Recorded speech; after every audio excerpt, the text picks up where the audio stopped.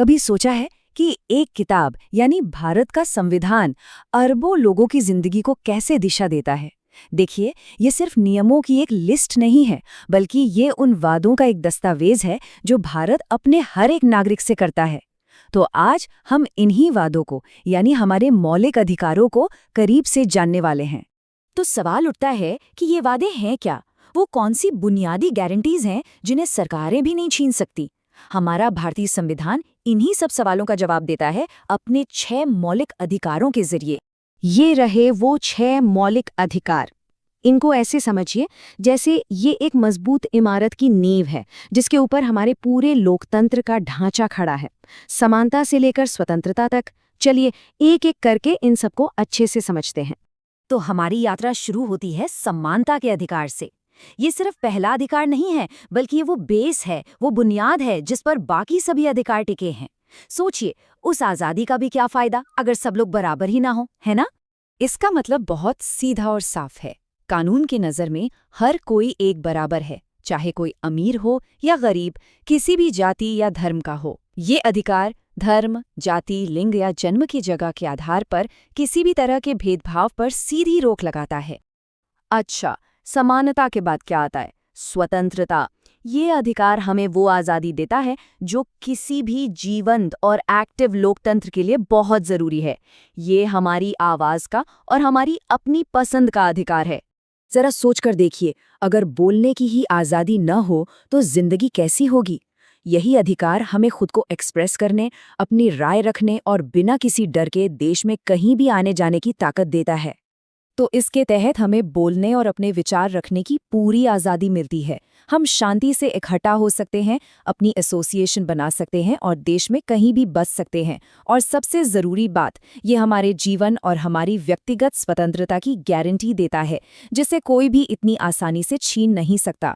हमारा जो अगला अधिकार है वो एक ढाल की तरह है। इसे उन लोगों की रक्षा के लिए बनाया गया है जिनका शोषण होने का खतरा होता है, और ये पक्का करता है कि हर इंसान के साथ सम्मान से पेश आया जाए।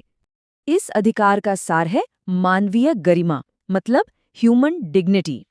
ये मानव तस्करी, बंधुआ मजदूरी और बाल मजदूरी जैसी जो गलत प्रथाएं हैं, उन पर सीधे सीधे रोक लगाता है। ये अधिकार साफ कहता है कि कोई भी इंसान बिकाऊ नहीं है।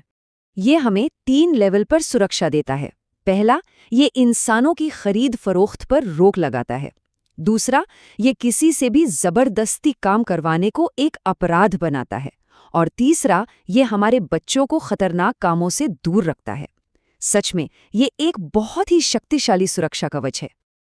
देखिए, कोई भी समाज सिर्फ शारीरिक सुरक्षा से नहीं बनता, बल्कि वो आस्था और विश्वास से भी बनता है।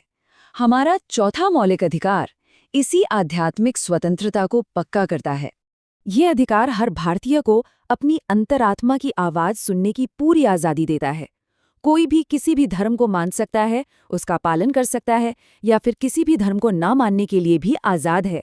ये पूरी तरह से एक व्यक्तिगत मामला है।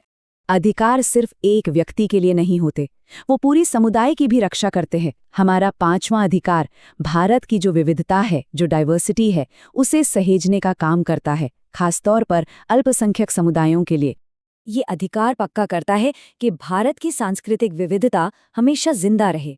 ये अल्पसंख्यक समूहों को अपनी भाषा, अपनी लिपि और अपनी संस्कृति को बचाने का अधिकार देता है। सिर्फ इतना ही नहीं, वो अपनी इस विरासत को अगली पीढ़ी तक पहुंचाने के लिए अपने एजुकेशनल इंस्टीट्यूट भी खोल सकते हैं।